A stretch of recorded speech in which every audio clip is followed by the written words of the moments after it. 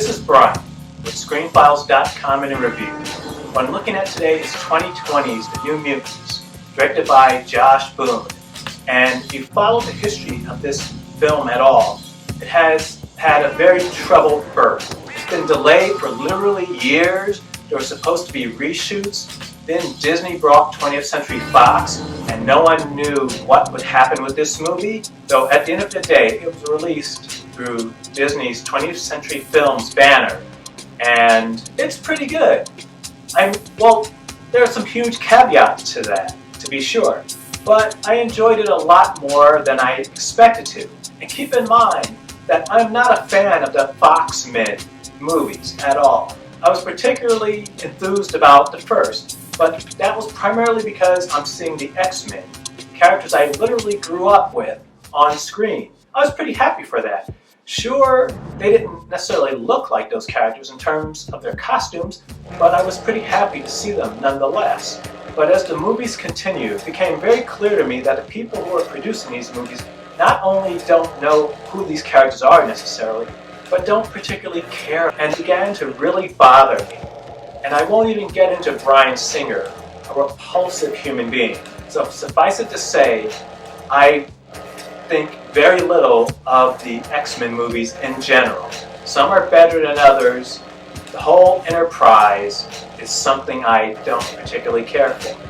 So, as I said, I enjoyed The New Mutants, though it has its problems. The movie revolves around the Demon Bear storyline from the comics, which I haven't read, though I'm pretty certain it doesn't work quite as this movie put it. Though to be fair, when movies adapt comic book storylines, they typically change them. Captain America Civil War was not the Civil War from the comics. Age of Ultron was not Age of Ultron from the comics. So that's to be expected.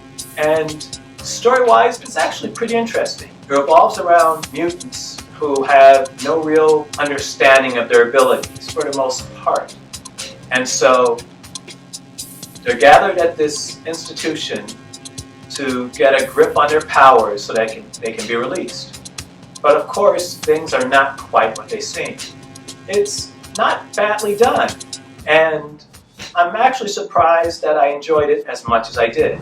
But that being said, as I said, there are problems. For instance, in the beginning of the movie, we meet Dani Moonstar and her father, who's played by Adam Beach.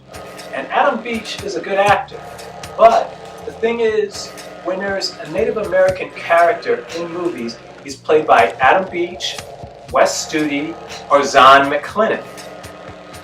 Those three actors played a bulk of roles for Native Americans in movies. You can go to a reservation and find people. This laziness on the part of casting directors really bothers me. You can talk diversity till the cows come home. If you're not going to go out there and find these people, then it's never going to change. So, as I said, I don't dislike Adam Beach as an actor. I actually think he's a pretty good actor. He tends to be misused, Suicide Squad, but he's not a bad actor. But he's also too predominant. There are, I don't even know how many Native American people there are. But you mean to say you need a Native American actor? There are only 3 choices? Come on, it's ridiculous. That really bothered me. And there's a shower scene, not that type of shower scene, get your mind out of the gutter, where Dani notices that Rain has a mark on her shoulder. It's a W. The thing is, it's supposed to be a brand. It is the worst looking brand I have ever seen. Now, it doesn't look like burned flesh at all, just like someone smeared a W on her shoulder. Really odd, and really crappy looking, and very strange, especially considering the fact that they had the money to do this well. And it's not a demanding effect at all. It's just a little practical effect. So why that looked that way was kind of disappointing, to be totally honest with you. There's a scene where Sam Guthrie, played by Charlie Heaton, and Roberto da Costa, played by Henry Zaga, are having a conversation, and Henry Zaga's character is sitting in a wheelchair.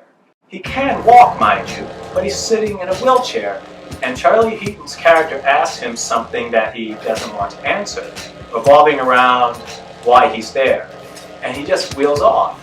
This is a dopey scene. It comes off like a petulant child. Why, you might ask? Because he can walk. If he had just stood up and walked away, that would have given the scene a certain intensity, a certain power. To roll off in a wheelchair when you don't have to do it because you can walk looks really goofy and very childish. It was an odd choice. I don't know why the director went with it. This institution that these mutants are held in is led by Alice Braga, who plays Dr. Reyes. And the odd thing about it, she's the only adult there. There's literally no other person there other than her. The doors are controlled by computer, but at the same time, it's really weird. Why would you not have orderlies or something there? Now keep in mind, you're just 5 individuals, but still there are 5 individuals with mutant powers. You mean to tell me that you have one person there that's supposed to control them? And the thing is, it's not even a question of them having mutant powers. It's in many instances having mutant powers they have no control over. And this one person is supposed to control them? Now keep in mind, she's not a normal person herself. She has the ability to project force fields, which is pretty potent, but still it's goofy. Just have some people there to help. It's the weirdest thing. This movie has some very good special effects, some a little wonky, but for the most part, they're good. And they seem to have tried to save money in really peculiar ways, which don't do the movie any favor, unfortunately.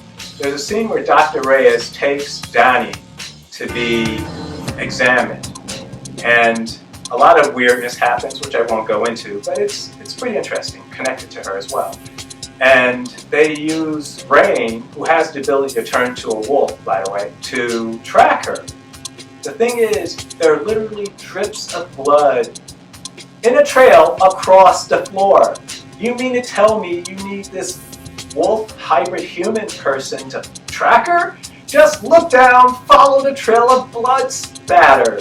It's not difficult. It was the weirdest thing. It reminded me somewhat of Justice League, where you had Aquaman placing Zod's body in the water because Aquaman. It was dopey. And there are quite a few scenes like that, by the way. Anya Taylor-Joy, who plays Ileana Rasputin, is probably one of the most interesting characters in the movie. And she has the ability to exit to this dimension she calls limbo. It's magic. Her abilities are magic-based. Now, the thing is, when she gets afraid, the movie has shown her to go to this place. She'll just kind of blink out, kind of like Nightcrawler does.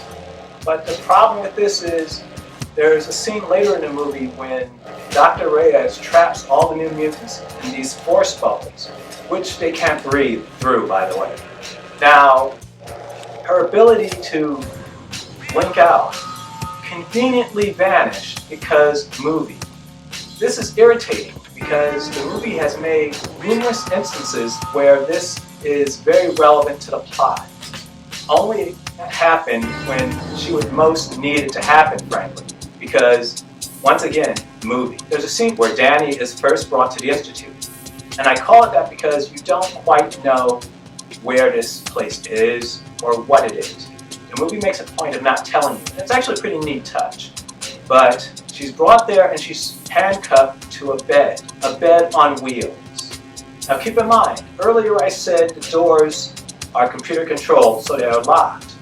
But at the same time, if you're handcuffing someone to a bed on wheels, can you blame them if they, I don't know, get out of the bed and walk with it? Because it's a bed on wheels.